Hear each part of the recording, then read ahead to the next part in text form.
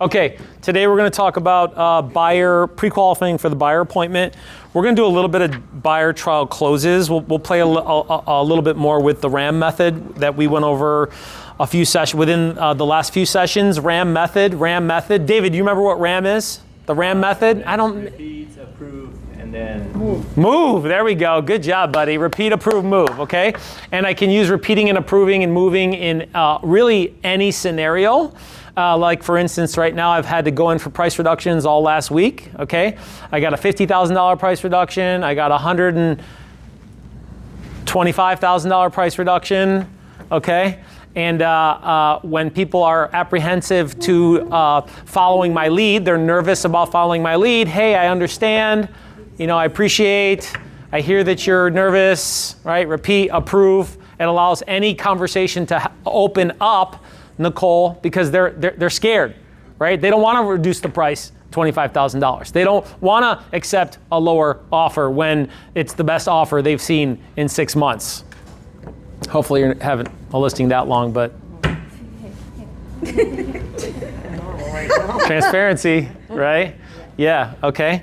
I got a cool method too. I'll tell you guys at the end for a bonus for what I did to get sellers to lower their price dramatically. Okay, so today's buyer pre-qual, and we're going to do a little bit of buyer trial closes, and maybe we could even play around with some of these conversations around people.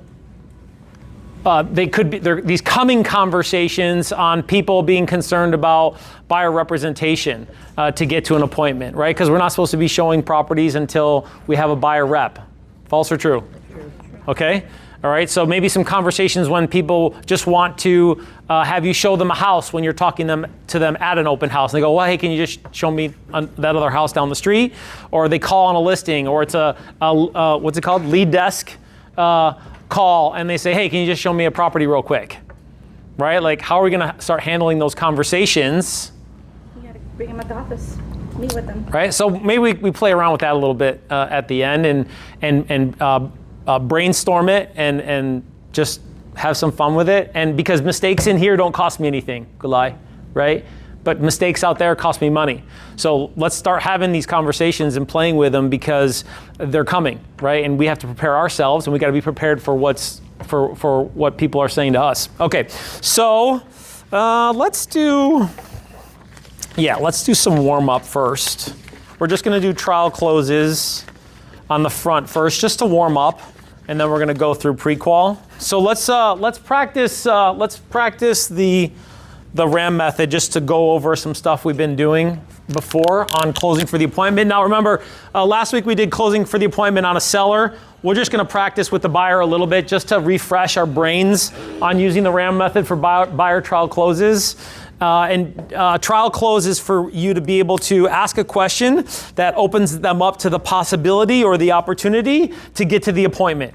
Because I think one of the biggest mistakes agents make is trying to overcome objections and maybe talking too much about things that they should be talking about where? The appointment. At the appointment. Yeah, motivation, situation. I want a golden rule in the playbook, right? Situation plus motivation equals a great conversation. 3-bedroom, 2-bathroom, 2-car Leander, that's situation. Well, what's important about that? What does that do for you?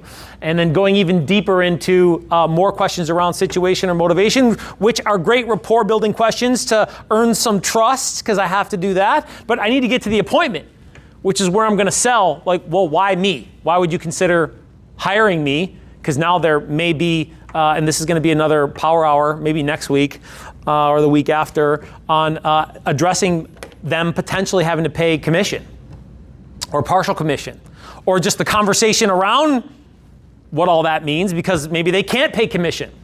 Are there going to be people in my business that can't pay the commission if there's commission to be paid? Yeah. How am I going to handle that? Okay, to be continued, right? But we'll get there. Little by little. Let's first handle some of these questions that we might get on, why do I need to come and have an appointment with you? Okay, so buyer trial closes. These are going to be questions that I ask on the move, okay?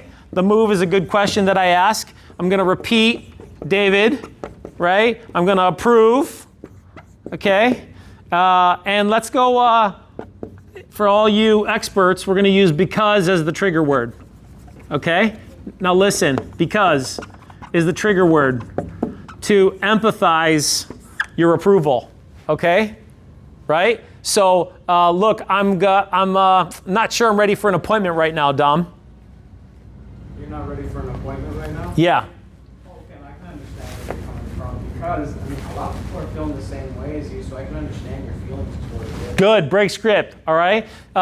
Kimberly, look, I'm not ready for an appointment right now, maybe.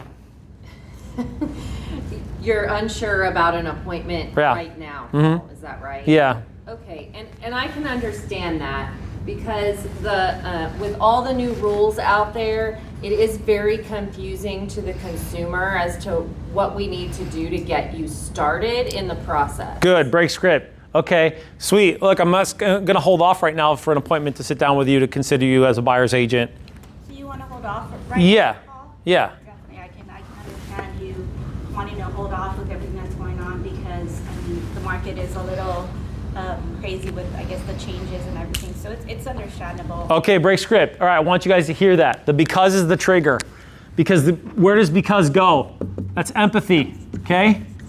You got to care. Sound like you care about what they're saying. What did I say a few weeks ago?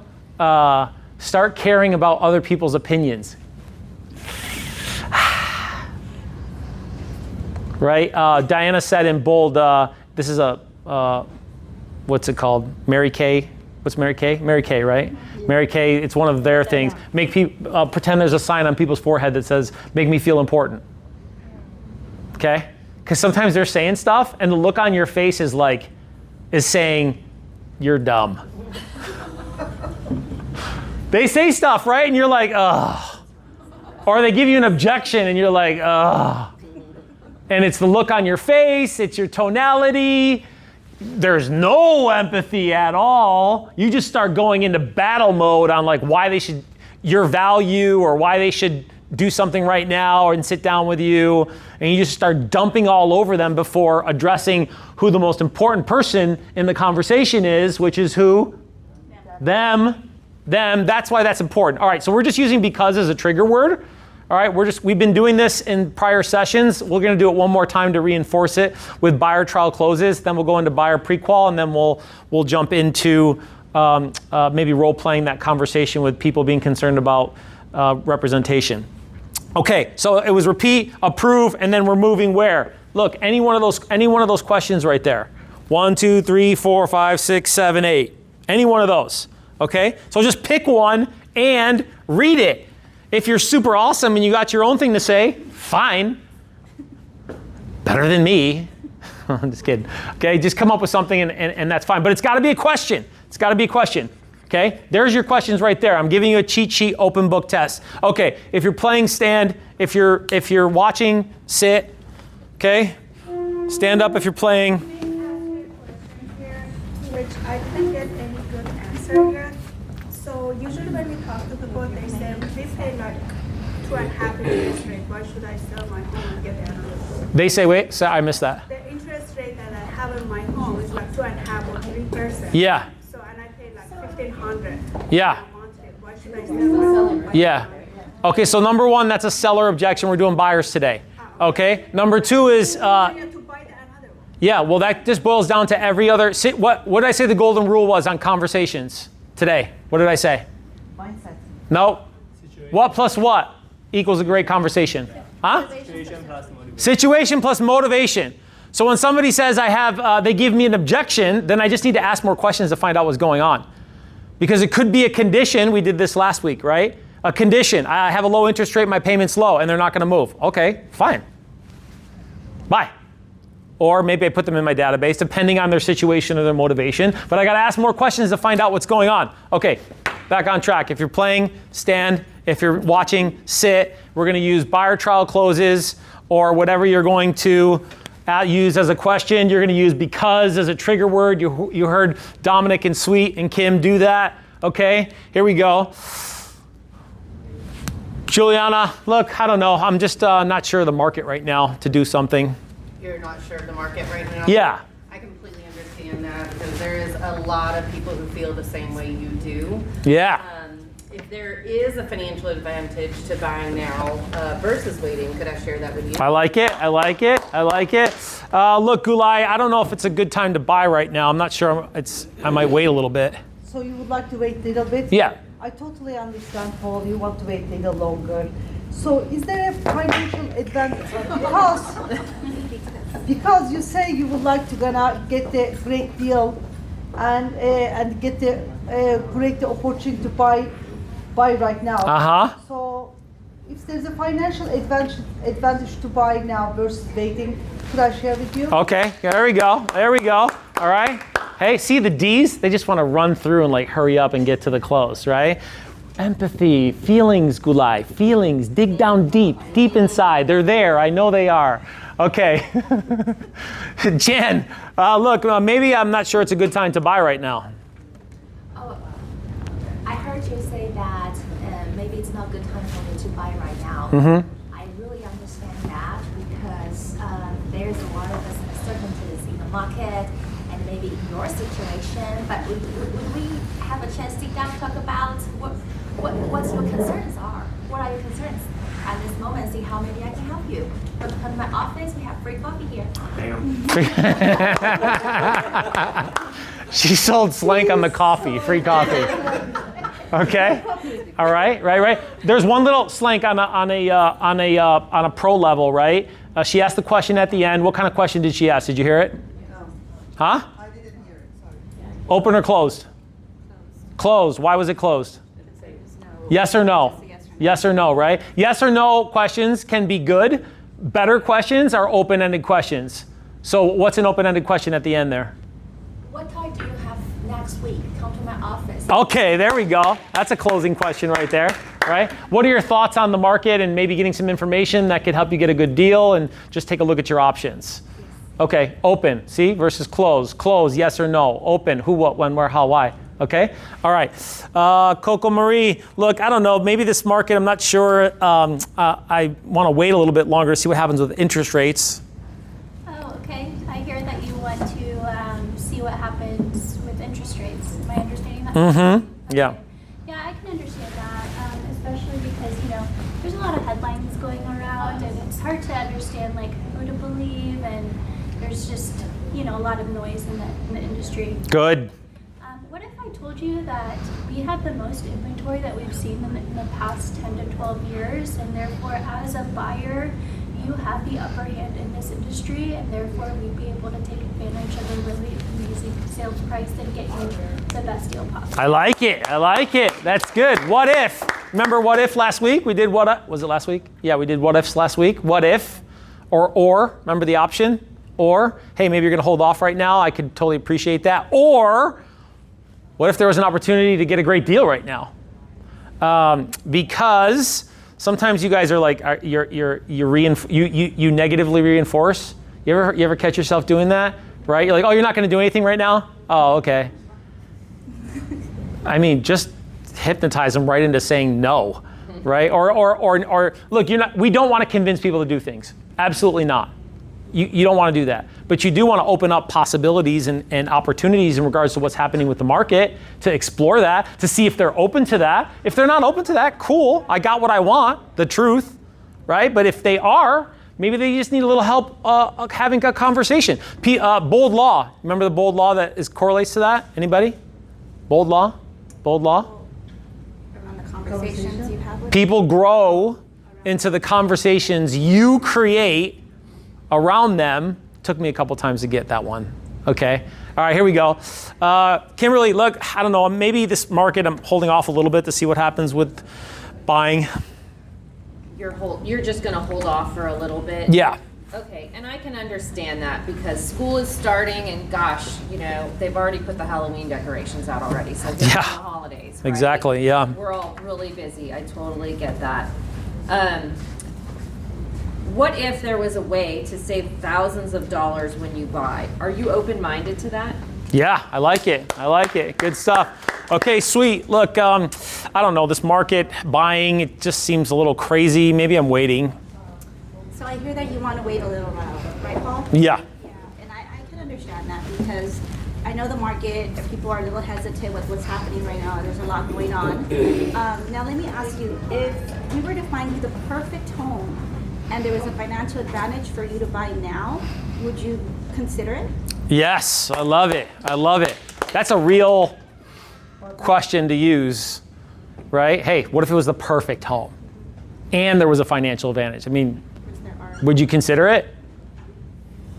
If you're motivated, you say, yes, okay. Elam, look, I don't know, this market's a little weird right now. Maybe I hold off to buy. I'm not really sure what to do. Okay, Paul, I'm hearing that you want to wait for a while. Yeah. Okay, I totally understand that, because at this situation, you are not the only one. There are so many people the same way.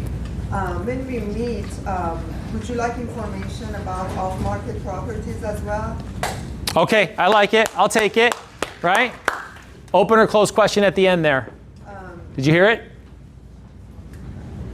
Yes or no? Closed. Would you like to meet, we can meet at 3 or 5 at my office. Okay, good. Turn that question into an open-ended question, though, at the end. Open-ended question. Like what financial advantages might have for you? Yeah, well, what are your thoughts? Or what'd she say? She said off-market. Hey, what are your thoughts about taking a look at off-market properties? Okay, now, who doesn't know who doesn't have off-market properties? Say me. You all do? Huh? Julian was like, I don't know off-market properties. Don't say that unless you have an opportunity like that. How would you have? You don't have to have the property in your pocket, but you know why I say it? Somebody in the office will have one. Huh? Somebody in the office. Somebody in the office could have one, and I am always having conversations with other agents to find out what's coming soon or what they have as a pocket listing. Withdrawals. Okay. Maybe you went on a listing appointment. Yeah, we're not talking about coffee withdrawals, Jen. We're talking about withdrawals from the market where the property fails to sell, or they take it off the market for whatever reason. A lot of them because they didn't get what they expect. What'd she say? Overpriced. Overpriced. Yeah, that's exactly it. Yeah. 50 a day, by the way, guys. 50 a day are coming off the market. Because they're not motivated. May not be motivated. Okay. Now, I spend a considerable amount of time talking to people who aren't listed. So one of the things that I confidently say is, hey, look, we spend some time, and it's part of my buyer presentation, looking for off-market properties. And I very quickly go into the disclosure. I'm not promising you I'm going to give you an off-market deal. You know, in fact, it less often happens, but I am engaged in those activities to explore those possibilities. Is that the type of agent that you'd want doing something extra for you, Luis? Absolutely. Yeah. Okay. Value. You got to start from that value right from the beginning of the conversation to get to the appointment, which is why would they sit down with you at the appointment? You got to give them value, man. You're a nice gal. You're a nice guy. No. Not going to happen, right? You tried that already at open houses. Just smile and be nice. How effective and efficient is that? Some of it works, but it's not a duplicatable process. You need some sort of value. It's not just about the smile and being nice. Otherwise, you're just a door opener. And you ain't that. You have more to bring to the table than that. No or yes? Yes. Okay.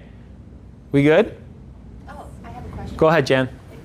If it's off-market deal, if my buyer say, I'm interested in specific neighborhood, and he's interested in off-market deal, so I would say, okay, I'll just drive from the neighborhood to see whose grass is too long. I'm going to knock the door, ask and see if they're interested in sell. Okay. Is that approach, or it's not the one? Because it's not something on the hands or something like. So you're talking about knocking doors in a neighborhood where somebody wants to move to see if somebody would be interested in selling their home, right? Yes, for my buyer. Yeah, I think that's a possibility for any home, regardless of you're talking about grass being high, and maybe they're not taking care of their home, so they could be not, ready to move, maybe as a sign. Someone like the elderly. Yeah. Retired. I don't think I think the property condition probably is less of a focus versus like if somebody wants to move into an area where there's less turnover. Some of these neighborhoods in the Northwest Austin, where there's less turnover, then people live there a long time, then maybe I am door knocking or making phone calls and going, hey, I have somebody who's looking. We've done that before, We've absolutely done that before. And that's a piece of your being able to say, hey, I'm going to look off market aside from what's on the market. I'm going to be looking at for sale by owners. Again, that's great, and I understand that there's very little inventory here, and you're worried that you're not going to be able to find the right house. Is that right? Yeah. Yeah. Well, here's what I do for my clients, for my buyer clients. I take your criteria and I search the tax records and I look for all the houses. Actually, I don't know why I'm pulling on that. Pass it on the on. market, and I go knock on their door and ask them if they're interested in selling. Does that sound like the kind of proactive approach that you'd like in your house fund? Mm-hmm. Yes. Yeah. Great. Yeah. Right. Because even though there's how many homes on the market? Did I say that already? No. How many homes on the market? Every time I get you guys. Every time. Every time. Come on. You got to know how many homes on the market. 1,000. Oh, Elam. In Italian, we say agita. You give me some agita right now, okay? Okay? How many? 15,000. It could be, it's been going down. It was like 15.6, 15.7 a week and a half ago. I haven't looked at it in the last couple days. Every week I'm looking at it though. What's going on? What's happening? I pulled all the numbers, May, June, July. I said I knew those numbers because I looked at them again because ABOR doesn't track that. ABOR's got some good data, but it tracks year over year on the trends. What the hell good is that? Year over year? We're doing this all over the place. Like year over year doesn't mean anything. You should be tracking that data monthly and even weekly of what's going on. Why am I talking about this? Know the numbers. I got on my soapbox. Yeah. Talking about inventory. Inventory. Circle prospecting, we're talking about circle Because the inventory is fairly high right now, 5-6 month supply, some higher in some other neighborhoods. There's still a lot of junk on the market. 30% of the market's going expired withdrawn. Okay, so 20%. And there's another 20% way overpriced, and there's another 20% that's garbage, right? So maybe I do need to look somewhere else for sale by owner. Knock around a neighborhood. What value do I provide to get people to the appointment? Because the appointment, they're not just going to show up because you're nice and you smile and you say, hey, you should have a conversation. You must bring value. You talk a little bit about data. A little data goes a long way, ladies and gentlemen, a long way. You just spit out a little bit of data and man, you sound like you're a freaking genius. Right here in this own room. How many homes on the market? Nobody knows. Is that going to make you stick out when you're having just a little bit of a conversation? When I'm talking to people on the trends of the last 3 months that I just gave you, a whole number of homes on the market that I just gave you, you guys get a little bit of knowledge. It's going to help you arm yourself and make you stick out so that you can bring value to the appointment. Okay, and let's jump to pre-qualification. Okay. Because I want to go through this quickly and maybe start playing around with some of this new conversations around people not wanting to go to an appointment because they don't want to consider representation. Okay, buyer pre-qualification. I'm going to go through this very quickly. If you don't have a sheet, look on one next to you, somebody next to you. When do you pre-qualify? Before's good. Yeah? Huh? Before or at the appointment? Before or at the appointment? Before or at the appointment? Before preferably. Okay? Why? Because you don't waste your time. Don't want to waste my time. That's my numero uno. Want to be ready for objections. Want to be ready for objections. Okay? Want to dig deeper on situation, on motivation. Okay? All right, let's dive in here. All right, what areas are the most important for you to consider? Everybody asks that. Bed, bath, square footage, garage. Everybody asks that. How soon would you like to be moved into your new home? What's the biggest benefit to buy now? What does that do for you? 4 and 5. That's what people don't ask. I mean, a little bit. And they give you a little bit. They give you a little bit, right? They're like, oh, I need more size for the kids. Oh, the kids are gone. We're going to downsize. Oh, that's all I got right now. Okay. Yeah. And then you take that and then you leave it. Biggest mistake you can make is not making an emotional connection to the process, because people are moving for reasons. Reasons they're moving, right? There's reasons. Real estate's about what? Relationship. Here you go. Here you go. Right here. This is your opportunity to get into a relationship. Okay? Man, somebody recommended a good book. Is there anybody in this room, Dr. Schmooze or Mr. Schmooze? No, nobody wasn't here. I have to find out who recommended that book. Mr. Schmooze. It's a sales book about energy and about connecting with people, making people feel important. Mr. Schmooze. That's the name of the book? That's the name of the book. Somebody recommended. I just started listening to it today. I'm like, holy cow, this is pretty good.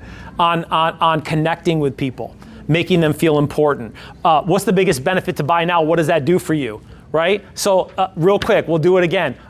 So you said you want to downsize, Kim.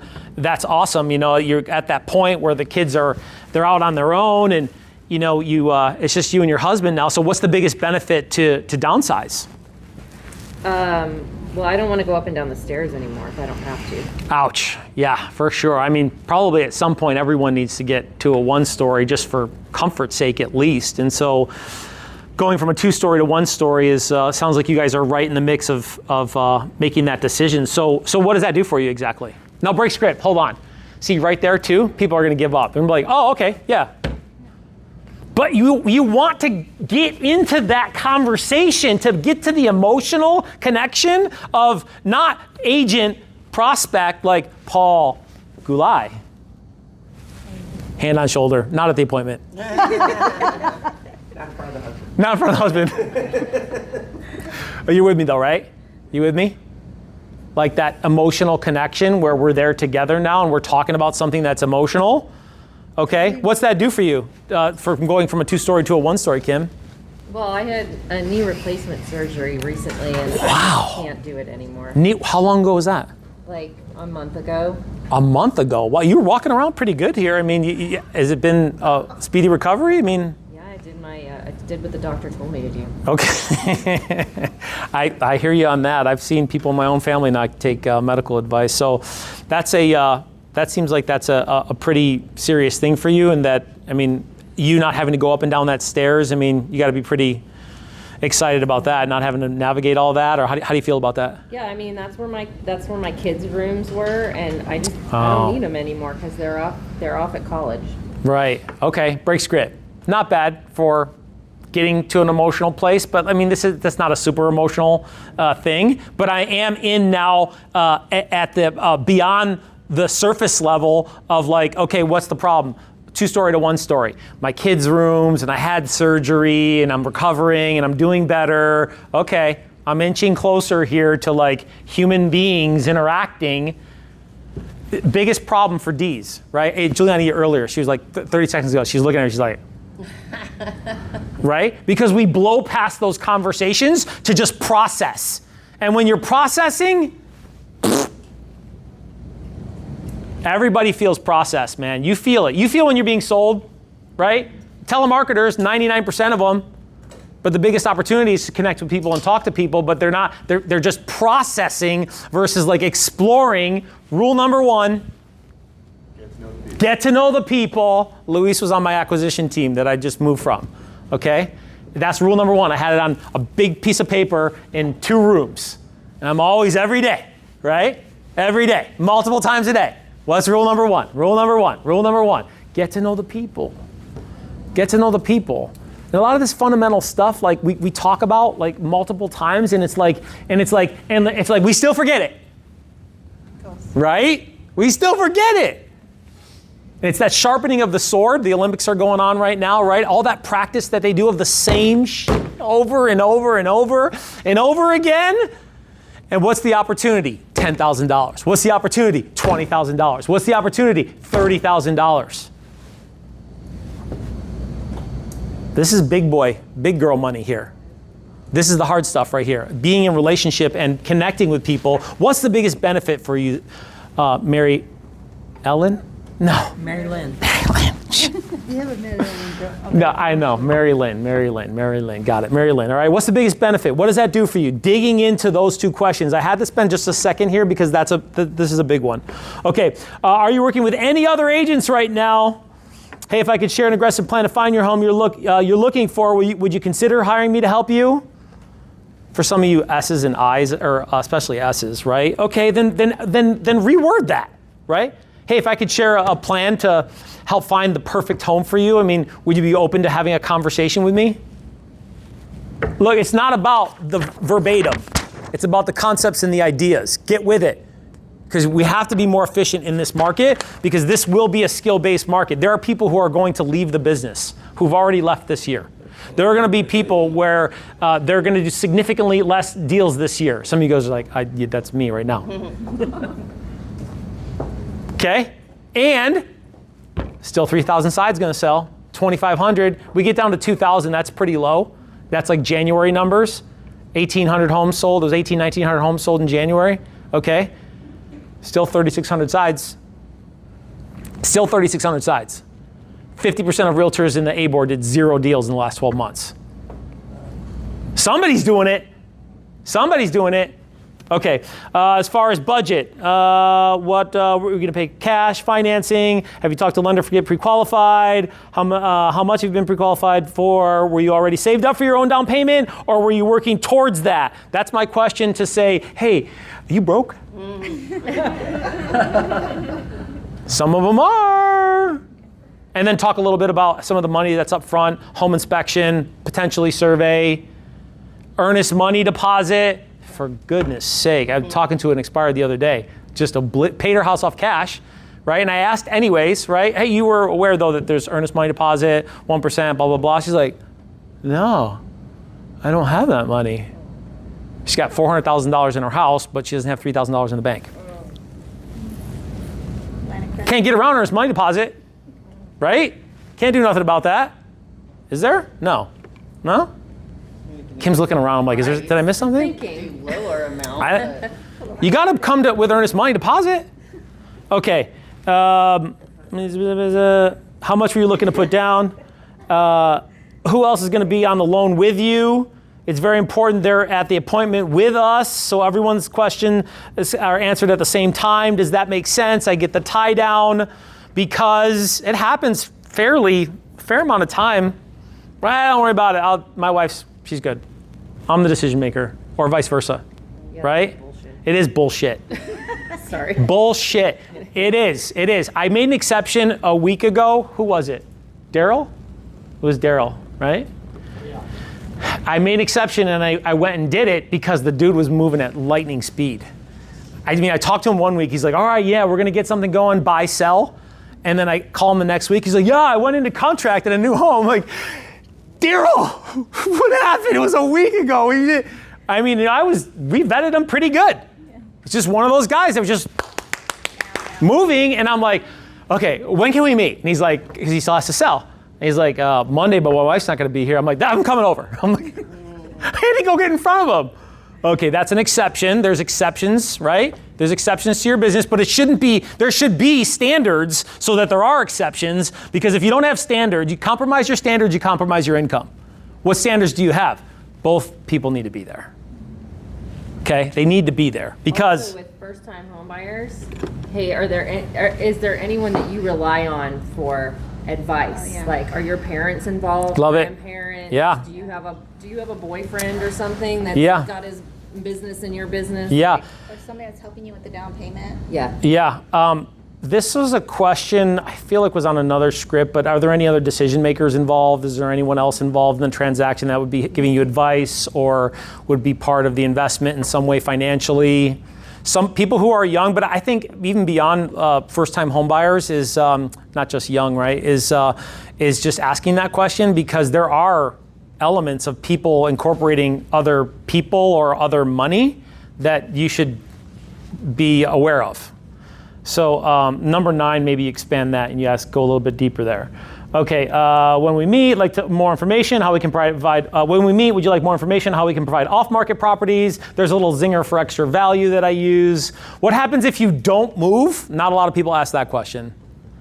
Want to know that question. What happens if you don't? Well, I don't really care. For sellers especially, that's one that I really need to ask, because I want to know, like, are they thinking about are they haphazard in this thing, and it's just like, well, maybe, kinda, or they give me some sort of definitive motivation at a high level, which is what I'm looking for in a market like this one. 5, 6, 7s, and 8s on a scale of 1 to 10 for motivation, no good. You need 10, 9, 8, you're pushing it. You're pushing it at 8.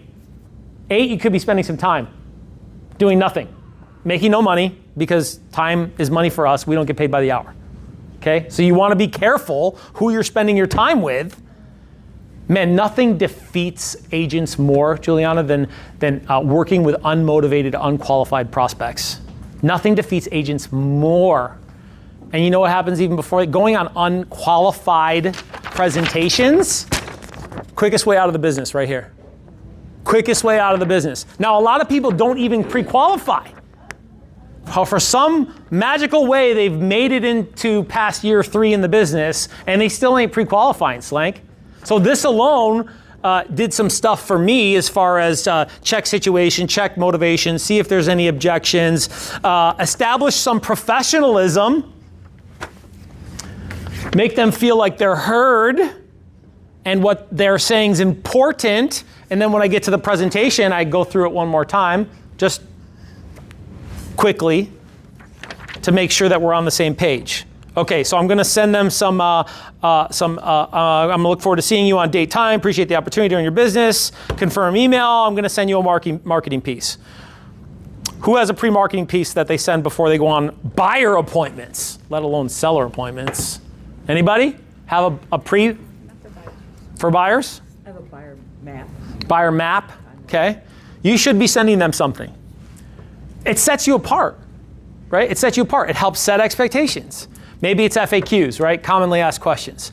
I actually use the some of the visuals in my buyer presentation, and I send that in the email. There's a little video. Hey, I'm Paul. Hire me, and I'm going to be great. It's better than that. So, but it's a little video. A landing page, $250 a year. I use High Note. High Note's like $250 a year. Their landing pages, they're not fantastic, but they do the job. It's like TreeLink. Is that what it's called? Anybody? Linktree. It's like Linktree, but a little bit more visual. And you could do videos, you could do documents, you could do web links. My Google reviews are there. My website's there. Contracts are there. Like everything's there. What's it called? High Note. HIGH? High Note. HIGH. HighNote.com? I don't know. You could probably do that Google in it. command too. You might be able to do it in command. Yeah.